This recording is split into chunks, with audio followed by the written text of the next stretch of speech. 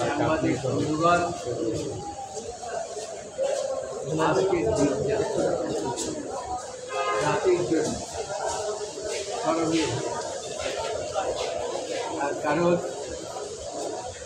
খায়রুল হক যখন রাজনীতি দিয়েছিল তত্ত্বাবধায়ক সরকার বাতিল করে, ওই সময় আমি এই বারের সভাপতি ছিলাম। আমি তখন সমস্ত এমিকাস কিউরিদের সাথে কথা, ওরা আমাকে বলেছিলেন আপনি বারের সভাপতি হিসাবে জাতিকে এটা অনুমতি করেন। আমি বলেছিলাম যে এই মুহূর্তে কোনো চাই না, আমি যেদিন সভাপতির থেকে বিদায় নিই সেদিন আমি জাতির উদ্দেশ্যে এই সম্বন্ধে বিস্তারিত সাংবাদিকদের সামনে উপস্থাপন করব। সাংবাদিকদের আপনাদের মনে আসে সেই দিনটা ছিল 14 এপ্রিল। 14 এপ্রিলে এক সংবাদ সম্মেলনে আমি বলেছিলাম যে খায়রুল হক 3টা জিনিস ভায়োলেট করেছে। 1 নম্বরে হচ্ছে যে অ্যাপেলেট ডিভিশন রুল ভায়োলেট। তার কারণ অ্যাপেলেট ডিভিশনে বলা ছিল যে অ্যাপেলেট ডিভিশন যে মামলা শুনবেন সেইটার একটা শর্ট অর্ডার তার সাথে ছিল, পরবর্তীতে ওইটার এই রিফ্লেকশন হবে। কিন্তু এই শর্ট অর্ডারে তিনি যে কথা বলেছিলেন সেটা পরবর্তীতে আমরা যখন দেখি নাই, ইতিমধ্যে আমরা শুনতে পেলাম তড়িঘড়ি করে এখন এই যে ব্রিটিশ সরকার যে বিদায় নিয়েছে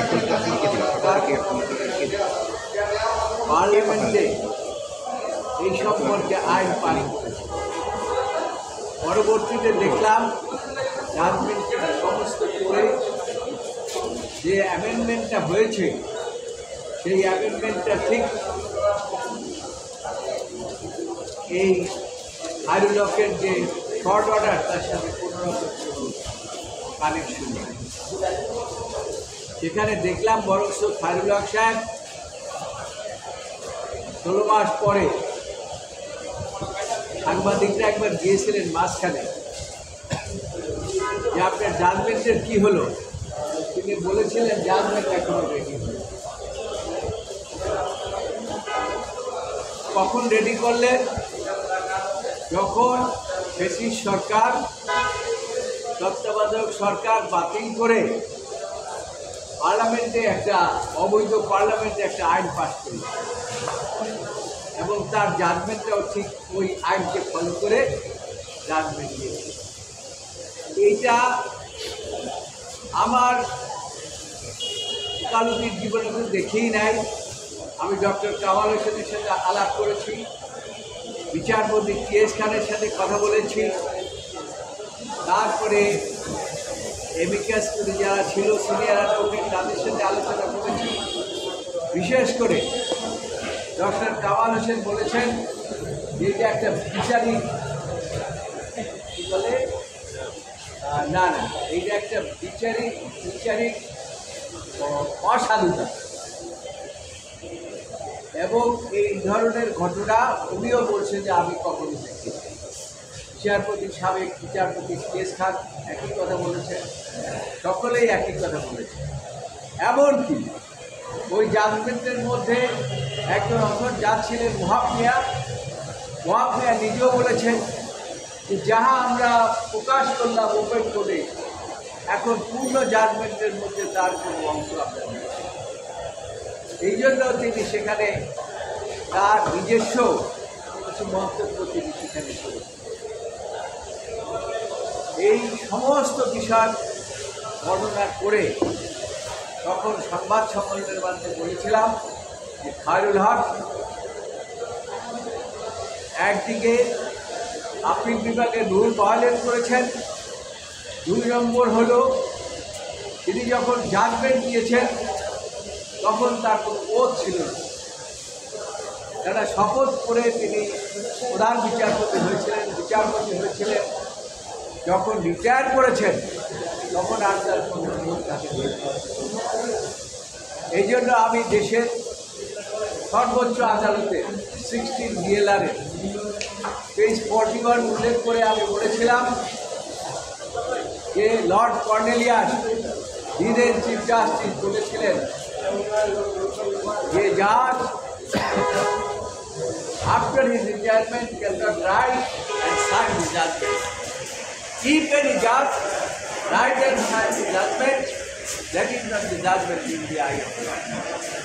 তারপরেও আপনারা শুনেছেন ফ্যাসিস্ট সরকার বলেছে যে তারা যা করেছে তা এই সর্বোচ্চ আদালতের আদেশ মোতাবেক। একদম ডাহা মিথ্যা কথা। এরকম মিথ্যা কথা পার্লামেন্ট থেকে বলতে পারে, এটা আমরা চিন্তাও করতে পারি। এবং দেশের প্রধানমন্ত্রী বলতে পারে, যিনি প্রধানমন্ত্রী হিসাবে যদিও নির্বাচিত ছিলেন না, তারপরেও বলি এই নির্বাচিত দেওয়া সত্ত্বেও এরকম কোনো প্রধানমন্ত্রী বলতে পারে আমরা চিন্তা করি। আর সেই জন্য বলেছিলাম যে জাজমেন্টটা আইনগতভাবে তার কোনো বৈধতা নাই, এটা কেউ রেফার করতে পারে। উদ্দেশ্যমূলকভাবে গণতন্ত্রকে নস্যাৎ করার জন্য, গণতন্ত্রকে দেশে হুমকির মধ্যে ফেলে দেওয়ার জন্য, গণতন্ত্র চিরতরে ধ্বংস করার জন্য এই ধরনের কাজ সেই সময় প্রেসিডেন্ট সরকাররা করেছিলেন। সেই জন্য আমি বলেছিলাম আজকে হয়তো এই খায়রুল্লাহর বিচার হবে না, তবে এমন একদিন আসবে জনতার আদালতে এই খায়রুল্লাহর বিচার। আপনারা জানেন আমরা এর মধ্যে একটি সভাও করেছিলাম, কেন খায়রুল্লাহকে গ্রেপ্তার করা হচ্ছে না। আমরা তখনই বলেছিলাম সরকারের যারা আছে খায়রুল্লাহ কোথায় আছে। আজকে ঠিকই দেখলাম যখন একটা বড় রকমের দুর্ঘটনা দেশে ঘটল, যখন পুরানা বিমান দিয়ে ট্রেনিং দিয়ে তারপরে পাইলট হত্যা করলো, কোমলমতি শিশুদের হত্যা করলো, দেশের মধ্যে একটা অরাজক অবস্থা সৃষ্টি করলো। সেই অবস্থায় ইচ্ছা করলে সরকার এই খায়রুল্লাহকে অনেক আগে গ্রেপ্তার করতে পারে। আমাদের বিশ্বাস, আগেও বলেছি এখনো বলি, তখন বলেছি খায়রুল্লাহ পালাতে পারে না, এই দেশেই আছে, সরকার ইচ্ছা করলে গ্রেপ্তার করতে পারে। কিন্তু তারপরে এতদিন গ্রেপ্তার করে নাই, কিন্তু আজকে যে গ্রেপ্তার করেছে এজন্য আমরা অবশ্যই বর্তমান সরকার প্রধানকে ধন্যবাদ জানাব। এবং এই জাতি এবং দেশ এতদিন পর্যন্ত যে জিনিসগুলো দেখেছে খায়রুল্লাহর কারণে, একটি নির্বাচনও সুষ্ঠু হয় নাই। শুধু তাই নয়, এই খায়রুল্লাহর কারণে আয়নাঘর হয়েছে। এই খায়রুল্লাহর কারণে হাজার হাজার মায়ের কোল খালি হয়েছে। এই খায়রুল্লাহর কারণে লক্ষ লক্ষ অবৈধ মামলা হয়েছে। তিনি আমাদের বাংলাদেশে যিনি যুদ্ধ করেছেন, স্বাধীনতা ঘোষণা করেছেন, সাবেক রাষ্ট্রপতি মুক্তিযোদ্ধা বীরোত্তম শহীদ রাষ্ট্রপতি জিয়াউর রহমান সম্মান প্রকাশ করেছেন। আল্লাহ রশিদ রহমতে আমি অনেক আগেই বলেছি, এখনো বলি, জিয়া পরিবারের উপরে যারাই হাত দিয়েছে তাদেরই হাত পুড়ে গিয়েছে। আপনাদের মনে আছে এরশাদ হাত দিয়েছিল, এরশাদের হাত খুলে গেছে। মঈনুদ্দিন ফখরুদ্দিন হাত দিয়েছিল, মঈনুদ্দিন ফখরুদ্দিনকে এই দেশ থেকে বিদায় নিতে হয়েছে। আর এই ব্রিটিশ সরকার হাত দিয়েছে, তাদেরকেও বিদায় নিতে হয়েছে, চরমভাবে বিদায় নিতে হয়েছে। এখন খায়রুল হকের বিচার কিভাবে হয় সেটা দেখার অপেক্ষায় আমরা। এবং এই যে এই খায়রুল হক আমাদের নেত্রী, দেশ নেত্রী বেগম খালেদা জিয়াকে এক কাপড়ে বাড়ির থেকে বের করে দিয়েছে। তিনি সেদিন কেঁদে কেঁদে বলেছিলেন, আমি কার কাছে বিচার চাইব? বলেছিলেন, আমি এক কাপড়ে চলে এসেছি, যেখানে আমার সংসার, যেখানে আমার শহীদ রাষ্ট্রপতি জিয়াউর রহমানের সংসারে আমি গিয়েছি, তা যেখানে সব শহীদ রাষ্ট্রপতি জিয়াউর রহমানের বিজড়িত, আমার সন্তানদের স্মৃতি বিজড়িত, সেখান থেকে আজকে আমাকে এক কাপড়ে বের করেছি। এর জন্য খায়রুল হক দায়ী, কোনো অবস্থাতেই দায় খায়রুল হক এড়াতে পারে না। তাই সরকার প্রধানকে বলবো, অনতি বিলম্বে এবং সব কিছুর আগে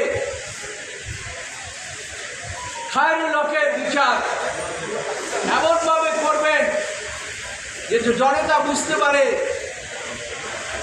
এই দেশের মধ্যে অবিচার করলে বা একটা বিচার বিভাগকে ধ্বংস করলে কি হয়, ভবিষ্যতেও বিচারপতিরাও সাবধান হয়ে যাবে।